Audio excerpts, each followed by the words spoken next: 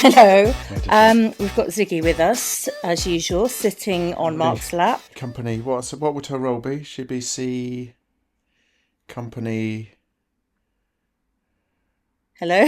I'm trying to think what she'd be. It's a very big delay. Company... Annoying pain in the arse officer. dog. CPO. CAD. Company annoying dog. Yes, there we go. Episode 26. Fancies. Thank you, everybody, Well for done. staying with us. Well done. Episode 26. It's quite a lot, isn't it? What happens when we get to my age or your age? Nearly there. Well, halfway. it's just all about the celebrations. Every week is a joy. We could do Just it in our sit birthday down suits. No, I don't think anybody needs to see that, actually. I think they do. Wow. OnlyFans They'd have to pay page. a huge amount of money. OnlyFans page. I've just put beard You would oil do on. that, though. You would sit there and nod. Yeah. Absolutely. Yeah. I don't think I would, sorry. Okay. I'm quite demure. Okay, if we get to 50... What am I? 56? You're going to be 56 this year. Okay, I'll do it naked Jesus. in the 56th episode. Thank you. Something for the ladies. Just have Ziggy sat across your lap. My merkin. Like Blofeld. Yes, like Blofeld. Well remembered. Like some weird Bond villain. Anyway, Celebrity Big Brother is still going on, people. Did I see that she's up for... They're doing like a multiple. Angelica. They're doing Yes, so that's the big news this week. I think it's tonight. We're recording this on Tuesdays. It goes out on Wednesday. So when this comes out, we will know the results, but we won't be able to talk about it right now. And how many are they kicking out? 3? They're kicking out 3, but the worst bit about that, I mean, 3 and 1 is quite a big jump, but also the worst bit, they had to do their nominations face to face. So normally they go in their little diary room. Oh, they had to do it in front of everyone else? Yeah. And explain why, or just say it? Yeah. I would have just said it and nothing. No, they have to. They have to. And there's Donna. I don't know what Donna... So Donna Summer? She was actually being quite funny. She's actually quite funny. I quite like her because she's quite normal. Sorry, who is Donna? I don't actually know what she does. Don't ask me that question. Okay. But anyway, she's in the Celebrity Big Brother house. I don't know if she's a comedian or she's an actress. I don't know. But she's quite funny. She's a lady. And she got reminded when she was doing her face-to-face, because everybody's trying to do it without... It's like when they do their voting in X Factor or whatever, and they have to go down to the last person voting, and they'll go, yeah, but I really don't want to do this. Yeah, and they're all doing that. And I'm like, just say it how it is. You're all... Someone's got to go. 3 people have got to go. And she was like, right, well, I think she said, she nominated Angelica as one of hers. She said, because I just feel that... She said, I'm not a morning person until I've had my coffee. I said, and you just too energetic in the morning. And she was like, just taking the piss, basically, trying to say something. And Big Brother went, Donna, can we just remind you, you have to take this very seriously. Everybody else is taking it seriously. She's like, I just can't take it. You know, it was quite funny, a little clip. So yes, Angelica's up. There's 4 of them, I think, that were up for eviction. Oh, and 3 get kicked out. And 3 get kicked out. Oh, that's not a good look. But I think the public vote. So they nominate, but then the public vote. So actually... That's how they make the money. They make the money, but also actually it's sort of passing the buck to the people. Rather than actually taking the votes of the people in the housemates. And who hasn't been voted? Who's likely to win it then? Jojo managed to get her... Is Jojo the one the young that weed on a cat? Yeah. So, and interesting, Dave Thompson, I saw a little clip of him being interviewed on This Morning or something, and he has been evicted, obviously, but he was actually quite interesting, because he was like, well, he said, there's people who like doing this professionally. Yes. So he said, it was really play the interesting. game. Once I realised... what they were doing. He said, everybody else is trying to be... He said, it's really interesting, it's like, not big cares, everybody wants to be front and centre, everybody wants camera time, everybody wants to be the loud voice or the voice heard. He said, and there's people who do this professionally who are very good at it, so they'll do crazy stuff like dressed as cats, winging a cat litter thing. They didn't have to. It wasn't something that they were forced to do.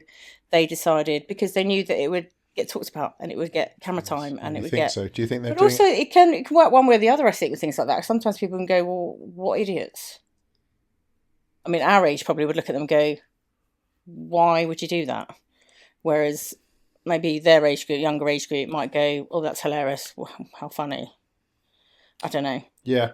There's a lot. I mean, so yeah, Dave Thompson was like, he said, I used to sit back and observe this phenomenon that he's never really encountered in sport. I think But there's mind games in sport. So, it's the same thing. There's a lot of mind games in sport and psyching people out and it's a similar thing, but just in a different profession. They're playing mind games. They're playing mind games with other people. They're playing. Oh, hello! We've got the whole family. Hello. Thank you Yogi's for making come the in. meeting. Could you please not stand on any wires, though? No, that means no. Yogi, there's some space up there if you'd like. Lie down. Would you like to go up there? Good boy. Go on then. That's it. Just careful. tiptoeing through. Well done. Tiptoeing through the tulips. Through. That's it. Hop up. He's such a careful boy. Or just lie down there. Oh. Right. You don't want to be on camera. He's very aloof. He's very shy. He's very shy. Unlike Miss Needy Pants. So she was in Big Brother. She'd be the one causing all the trouble and wanting to be centre of attention. So I would. Whereas Yogi be more daily, like lying down in the background, just watching, observing, staying out the way. Good boy. He's here for us.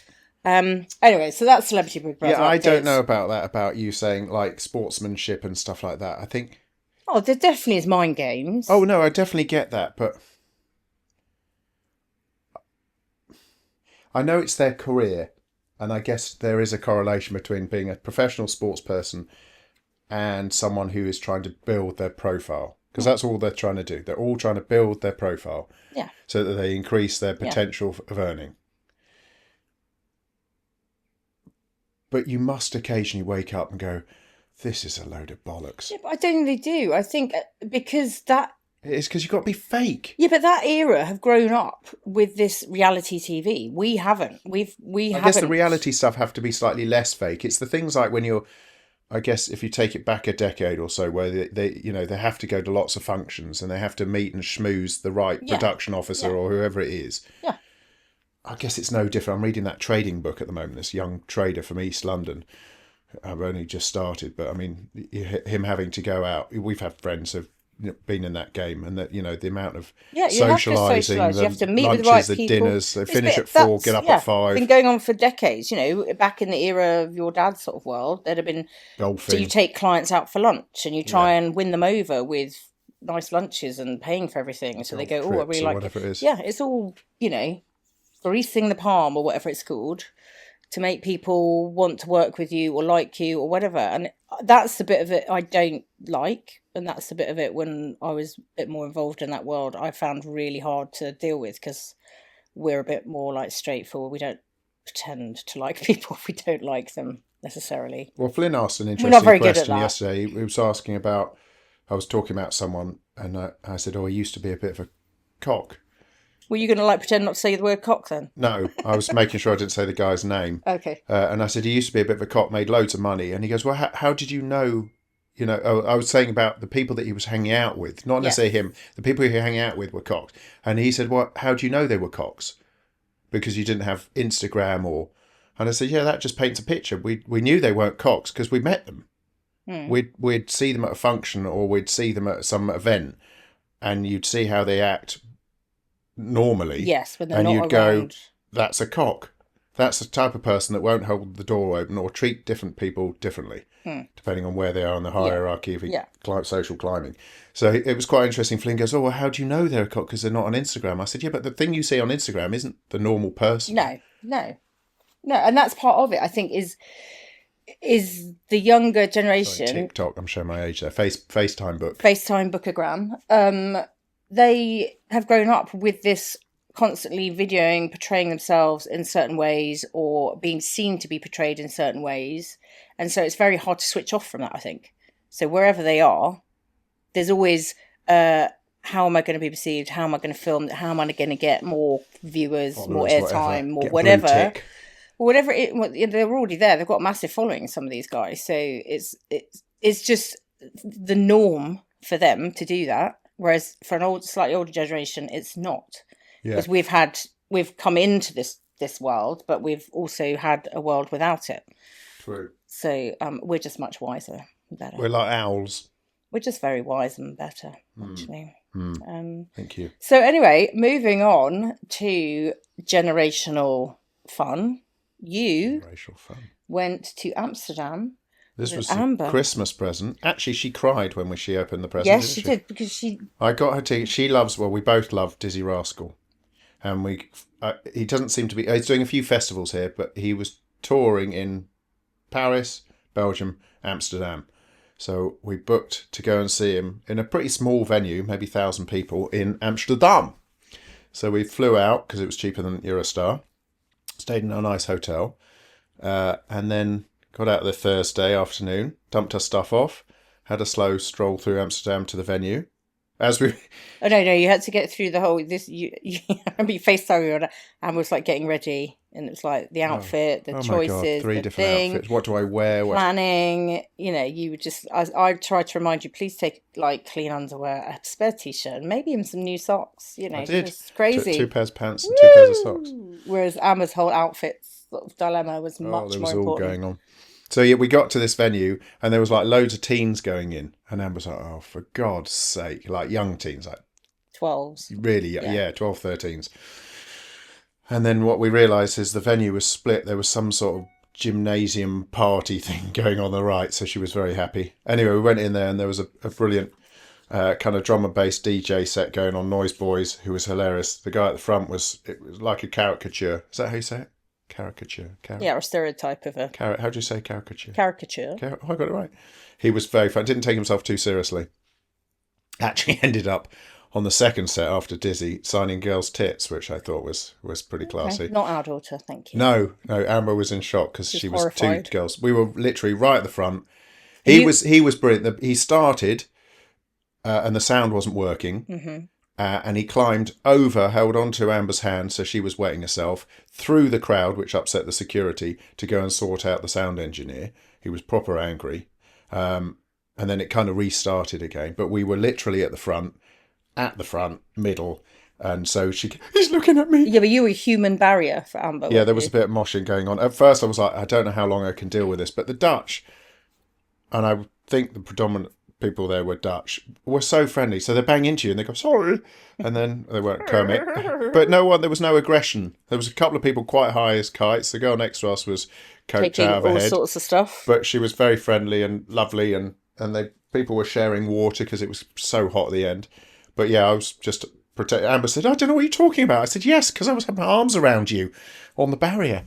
But yeah, it was brilliant. And then the ultimate I probably thing. thought she was like some super celebrity because like you were her security guard. Old bloke. Some old bearded bloke standing behind her. So yeah, it was absolutely. He was brilliant. Got the crowd going brilliantly. The mosh pit was very funny. And then the ultimate. I couldn't have written it better.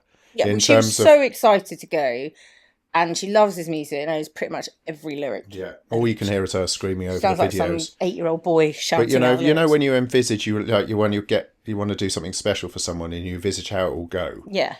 But you also want it to be as amazing as that's what I mean. They envisage, isn't it? Rather than planning out and then it. Not just the planning, yeah. But you then want it to be for the final, so we were right at the front. He's bending down, high fiving her, all of that, and then the ultimate is right at the end. He gives her his hat that he's been wearing. I'm showing it now. You need to go and look at this on YouTube. Oh my God, I've never seen someone so happy in my life. So for as a dad getting a present, it couldn't have been. I'm not going to put it on any better. And then Friday we walked around and we went to a photographic studio, which was cool. Amsterdam, lots of coffee shops. I went into one coffee shop. I was intrigued to know. And so we chatted to a guy. I said, I don't want anybody. He goes, yeah, we have different strengths. So if you're a beginner, oh God, okay. Novice. And then the red light district. So she thought she was in the red light district. So we walked past a couple of sex shops, the good old double-ended dildos and all sorts of things. And then she goes, oh, this is it. I went, no. And then we took her down one of the alleyways. How do you know? Because I remember going there years ago. Yeah. Actually, I remember going there when I was I must have been 16 or 17, and actually felt a bit dirty. It made me feel a bit. Anyway, it's cleaned up a bit, but there's still a lot of groups of young lads going along. And you walk down a long corridor, alleyway, and there's red lights going round the window frames. And she hadn't seen one yet. And we walked past, and there's a girl in the window, not wearing much, pretty plastic, fantastic. And she went, oh my God. So that didn't upset her too much. But then the next one, the curtains were drawn. I said, what's that mean? I said, well, she's got work. What do you mean she's got work? She's having sex with someone. What? Behind that curtain? So yes, that was... Yeah, funny. That was... So I went there. I've only ever been to Amsterdam once on my art A-level cultural trip, which I managed to... I don't know how we blagged it, but my bestie Tasha came. She wasn't even doing art A-level. Oh, maybe tell me that. She snuck along. Yeah, well, I think there was a space on the trip, and they'd obviously played from out of places. Maybe someone dropped out or something. So they just said, look, if anyone wants to come, they can come. So she managed to come on the trip with us, which was hilarious. It was brilliant fun. It was literally, we did absolutely no remotely work at all. We did go to a photographic We did go to some studio. galleries, and we were looking around pretending we were interested. But there was I remember it was our old art teacher had moved to a different school, so it was his school and our school together. So it was a very small group. It was probably only about 15 of us, 20 of us. So that was really fun because like there was a whole group of arty, farty, but quite cool people from his school. Okay. And they're pretty relaxed. I mean, the art teacher, especially this is like 80s, so the art teachers have like lived it and done it, and been sort of super hippie, arty creatives. They weren't really proper teachers, if you know what I mean, back then. But I was just so they were pretty relaxed. I was amazed how friendly, and I was thinking, oh, it's a sunny day, we're tourists and so on. But if you walk around central London, there's certain areas where you think that's not a nice place to hang out. And we pretty much, I think we did like 18, 19 Well, it's amazing. I looked on the maps, and it was interesting because I'd forgotten how. I mean, you envisage and you've seen footage of Amsterdam with all the canals, and in Ted Lasso when Rebecca falls in the in the canal and all that sort of stuff, which is pretty cool. But actually, looking at the layout of the map, I've never seen almost like an overhead. Yeah, it's like a crescent almost. Yeah. Yeah. So, but it was really easy to walk. Bikes everywhere. Yeah. I mean, God knows there aren't more accidents because a lot of people now have headphones on, so they don't hear the bikes coming and they just cross. And so we had a few nudges, not us, but other people. But everyone just seemed really cool. Really just... And the fashion was amazing. Like from 70-year-olds to young teenagers, everyone seemed to have a kind of cool look. And it was just, you didn't feel... I mean, everyone walking around, lots of people with cameras. Yeah. I don't know what was... Maybe I'm just crime rate or whatever, rose tinted glasses and all that, but I couldn't see. At no point did I see anyone dodgy. A couple of people offers us Coke. I didn't. Coca-Cola. No, Pepsi. So yeah, it was. Other brands are available. It was very nice, but it made me realise doing these. We were there for just over 24 hours. It was perfect. But doing these mini trips. Well, when we went to Paris, didn't we? Was it this time last year? Did we do that in East holidays? I can't remember. When we went for like 24 hours. Well, we were in Paris for 24 hours. Yeah. So we did the same thing. We travelled out, went straight to galleries, straight to lunch, straight to evening meal, hotel, stayed overnight, walked around a bit more the next day and got the Eurostar back. Yeah. It's quite nice. Barcelona, I'd like to try. I haven't done that. I've driven through it. Yeah, we won't necessarily go there in the summer. No, very, very hot. Very hot. Very, very hot. Very hot. But yeah, people go for mini breaks if you're able to like, Marrakesh and... I think if it's not too far, if it's like a 3-hour... And then travelling option, then it doesn't feel like you've lost the whole day travelling. Yeah. No, this was relatively easy. But then I was asking Flynn and you what would be your... Because she was so excited about Dizzee. I mean, I've never seen someone so excited about... And then I was asking you guys what would be your ideal... Not necessarily music. Did you come up with an answer? I can't remember. I think you dithered. I don't know, dithered. I just think not dithered. I just didn't know. That's different. Dithering is like. Well, we have got tickets for Stevie Wonder and stuff. Yes, very excited about that. That'd be cool. That's I'd love to see. He was always on my bucket list. London, and Hyde even Park. if I'm sure his voice is still pretty decent, and his performance will be amazing. But for me also, that someone of that caliber will have amazing musicians and band and backing vocalists. Do you think he'll ask? He'll probably ask you When Love Comes Down. Now okay, we're done. So. Let's just explain. So I wrote a song over 25 years ago. When I say I wrote a song, I wrote a couple of lines for a song, and then it became a thing that... Do you know, you can't actually remember how it started. Where did that... When Love Comes Down start? Yes. I don't know why it started, but then I can imagine you being... Because you used to sing, when you used to commute on your motorbike a lot into London... You would have amazing acoustics in your motorbike helmet and think you were like Pavarotti or something. So I was better than Pavarotti. Were you? Yeah. So I think you used to probably sing. I see myself more as an Andrea Bocelli. Yeah. And then I decided that it could only be carried on by the next generation. No, you decided that because it had gone on for flipping decades. Just 2 lines. I know. Is it 2 lines or 1 line, your bit? 2 lines. Okay. Thank you. Very short lines, but 2. 2 opening lines of a song. So then we passed Flynn, it on. Thankfully, took the baton on and wrote another 2 lines. Another 2 lines. And then we've actually taken it back and asked Pops, Grandad, to write 2 lines, and we recorded it on the weekend. His came back like that. There was his was very good. It didn't take too much time. It didn't take 25 years to write 2 lines. It took about 2.5 minutes. I've done the hardest process starting it. I don't know. No, he didn't even know. He's a bit more like Bernie Taupin to Elton John, because he didn't know Cribbins. He didn't know the melody. He didn't know the song. He just wrote lyrics following on from yours. Again, it's so we had a big recording performance of these, and we had backing dancers. 3 lines of a song. It is beautiful. I was saying, actually, probably if it was like down to like the 3 females, would have finished the song, recorded it, got a video, been released. But it would be crap. Been on MTV. And you would have all done a tour. Had an argument and fallen apart. 25 years. You would have split up. You'd be like the Spice Girls. No, it'd be like Bananarama. We would. They're still. Everyone's all still producing. Yeah, why not? If you got the opportunity, why not? If that's fun, do it. I guess so. Do it. That's what I say. Yeah.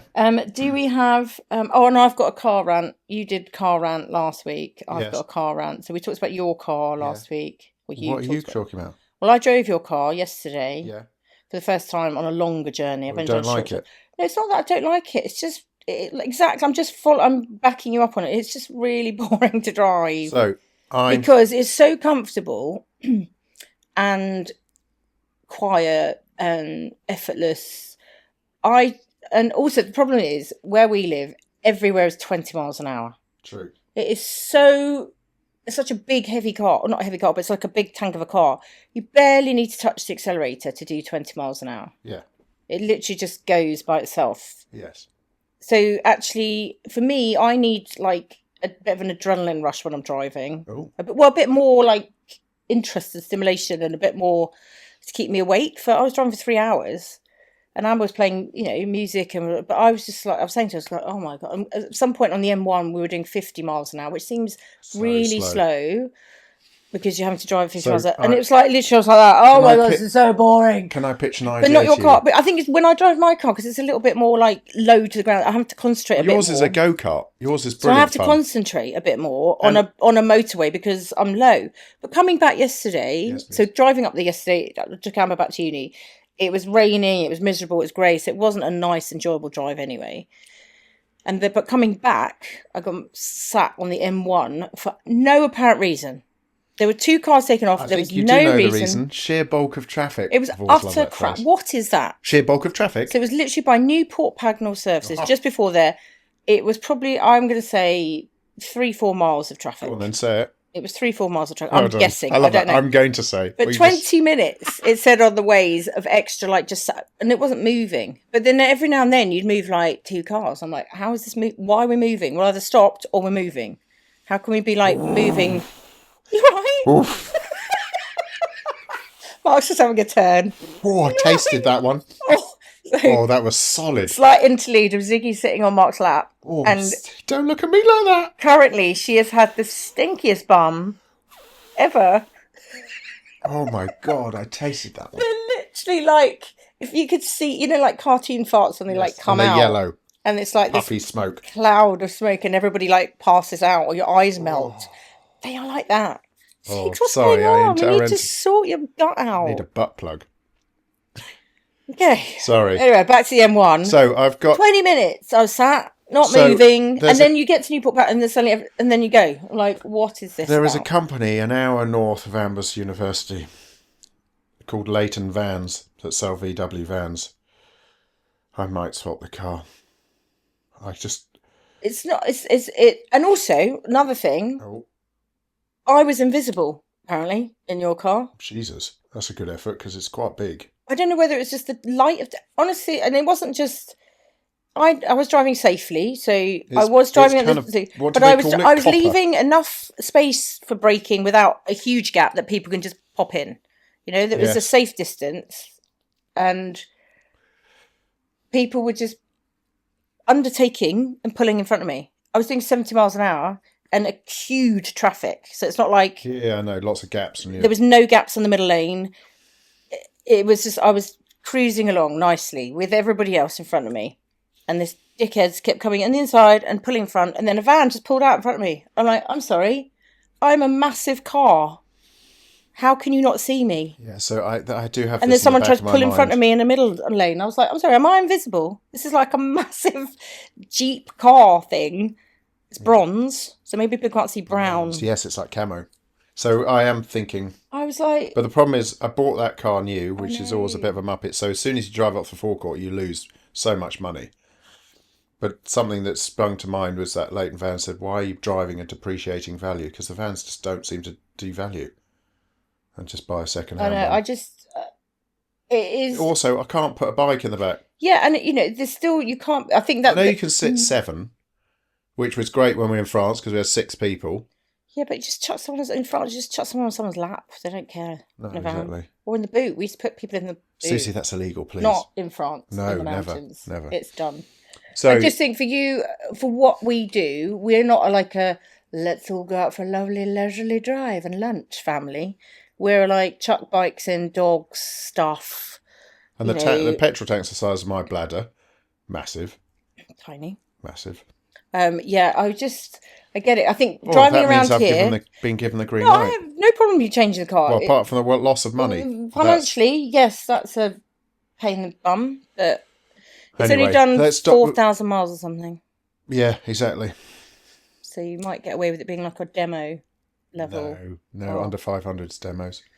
Anyway, more. That's enough for the car rant. Do we have any Mark's bits this week? Or we? yes. Okay. N.E.A.T. Neat. Do you know what N.E.A.T stands for? Non-exercise activity. Ta-da! That's it. Non-exercise activity thermogenesis. Is it? Non-exercise activity. Yeah. Anyway, so I was reading a report. I can't remember. There was a paper. It was quite recent, 2022 or 3, talking about fidgeting. Oh. And so there's 2 things. There was a previous paper that they found someone, if they fidget, so if you're sitting in a chair and your heels are going up and down, that tiny little movement has an effect on reducing blood sugar levels and controlling insulin. It worked for me. Well, it might do. Okay. You don't fidget. I do. No, you don't. I do. You don't. I beg I don't to see. differ. No, so I've worked with people who are literally, you can see when you're at meetings and you're sitting next to them. Dennis is one, Spiros, they're properly doing that. Okay. That's what I call a fidget. I do it at certain times. I don't do it all the time necessarily. So talking about that. But here I'm sitting and I'm trying to sit still. But they'd also did a study. I can't remember the lab it came out of. Anyway, they did a study, and so that's one thing. Obviously, insulin control, which is a very good thing, blood sugar control. But the other thing they found is that they had 2 groups of people eating the same amount of calories. Yeah, same type of food as well. And then the ones that fidgeted, compared to the non-fidgeters, controlled their body weight so much more. So their calorific expenditure was, I think, between 100 to 150 calories more than, we're not talking about walking, we're just talking about people that fidget. Yeah. But the non-exercise activity levels, I always go on about it. It's so important because you go and do a training session and you might beast yourself and do 600-800 calories. But if you sit still and do fuck all the rest of the day, it really going to do. Squeaking. I hope it's squeaking at the front, not the back. It's so important for just. Yeah, but you said activity. So some of your clients historically have, they obviously are fairly well off. So they pay for someone to come and do the gardening. They pay for someone to wash their car. They pay for someone to do dogs. They outsource a lot of non-exercise activity things. And actually, you said to them, look, just add in a couple of those. Go and like sweep leaves, or So I quite like the awareness. Down. People talk about 10,000 steps. And that's arbitrary. It's just a number. But it does give people a bit of a goal to go, oh, really, I haven't moved much today. And, I can hit 10,000 being at work, training clients. I'm not running with them. No. But I'm just moving, lifting things, checking stuff out, whatever. So just the importance of moving. People talk about standing desks and whatever it is, or, everyone's got headphones now. Go and take a call and walk. Get outside. So neat. Let's be neat, people. Yeah. Thank you. I've been a bit slack on my Suzie shout outs recently, but I think I am going to be doing a little chat with Craig. So I'm going to give Craig a shout out, who runs Gladiators After the Whistle Instagram. Oh, And he is that old school? Yeah. So he was a child fan. But is he doing the new ones as well? Yeah, he's covering all the new show, and it's just really for anyone who's either grown up with our series or has encountered the new series. I do apologise. That's to Suzie, not to me.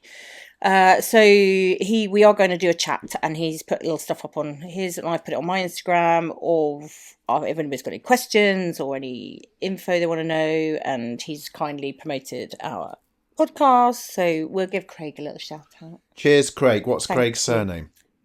Bethel. Bethel. Craig Bethel. So I've got a photo of me and Craig when he was about 12 or 13, probably. Came to see the show. Is it called CB Radio? What? CB Radio, when the truckers. Trucker, rubber ducky. What's CB stand for? Community. Rubber ducky. Are you looking it up? No, I'm not looking up. I'm just checking. The computer just went off for a bit. That was a bit worried. I also want to just finish with, I know that you have got, what is your, talking rubbish. You have had some clients come in, and I've been wanting to talk about this for a bit, who have done slightly inappropriate things when you've been doing what is it doing? It's looking worried now. What have I done? Where they're doing, like, you used to take body fat with calipers, or when you're having your first consultation, or also funny stories like when there are reasons for training. Well, the best one, I still think, is the first client I had, the big man. So I was working with Matt Roberts up on Albemarle Street, and this very big man banker came in, big frame as well as being overweight. And I was trying to be very professional in the little assessment room, and I was taking notes. And and then I said... You were probably writing notes back then. Oh, 100%. Yeah. You just did that. Yeah. With I typing. definitely wasn't typing. Definitely wasn't typing. Writing. And then the final question I always asked, just to kind of get the mojo going, is like, what are your goals? What do you want to achieve? And so on. And he stood up, and he was wearing a T-shirt and shorts. And he looked down and he goes, I would like to be able to see my cock when I look down. Without having to look in a mirror. Without having to, when he looks down. And so, obviously, typical me, I said, are we talking flaccid or erect? And he said, flaccid. And then the other one is he wanted to have sex with his wife in a missionary without the fear of killing her. But what it made me realise is, from that very early stage, is... people are people. Yeah. Everyone poos, everyone wheezes, everyone's fearful of health issues and so on.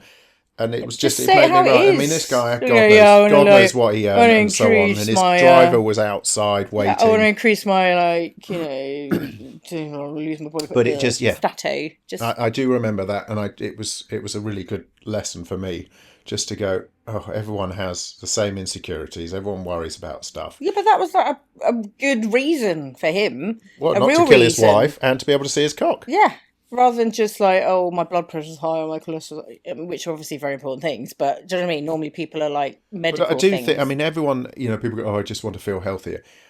However long I've been in this, vanity is such a driving force for everyone. I mean, I just want to feel a little bit healthier. If you really delve down, they go, I just want to look a bit better. If that's one, I'm not saying it's the only driving force, but I want to look better. Because there's a direct correlation, whatever that looking better for them is, there's a direct correlation to feeling better mentally. Yeah. And then driving them emotionally to want to carry on. It's yeah, I see that. For me, it's the other way. Health things first, and then the aesthetics is a bonus from you were improving my health. A prime kind of client where you would never go on the scales. What you enjoy about the new ones is they're telling you a lot more. So the old scales were just weight. I've done stuff before where I've gone really strict on nutrition and and it's so demoralising because it's such a slow, tiny improvement just standing on scales. And that's, I think, where a lot of people go, it's too hard, I can't be bothered, because it's just not... It's not motivating enough. It's not inspiring enough to continue. I had a chat with Charlie Allen, one of the coaches, who's brilliant S&C coach as well. But he has a different principle sometimes where he gets people to weigh themselves every day, so it doesn't become a big thing. Right. Because all you're looking at is trends. You can't expect to see. And there will be different days. Yeah, I suppose even if you do it weekly, you're expecting. Yes, big change in a whole so week. I was quite interested. At first, I was like, I disagree with that. But if you can get across to the person, we're just looking at trends. So we just weigh every day Same on your time. scales at the same time, and you just jot it down, and that's it. Yeah, and it could be like there's a trend where you haven't slept well, or you've been out Yeah. with mates, or you've like But been away for the I weekend. still think calorie counting. I think it's quite useful to do kind of 2, 4 day, 5 day food diaries. But we all know people that it just, you know, not just that, but when you start calorie counting all the time, you know, I know we can be a lot more fine out with people's metabolic and calorific expenditure, you know, with the testing now, but it does get a little miserable. So I think getting an idea of what you're eating at the moment, you go, oh yeah, but that's pretty good. That's I think it's just to know portions and what is 30 grams of protein, or what is 30 to grams be able to. of So once people carbohydrate get it, they're not stupid. They go, oh, well, actually, I was eating a little bit too much. Yeah. Or not enough sometimes. Or not enough if they're training a lot. So, yeah, I don't know how we started this, but yeah, I think, yeah. Well, it started with inappropriate client behaviour.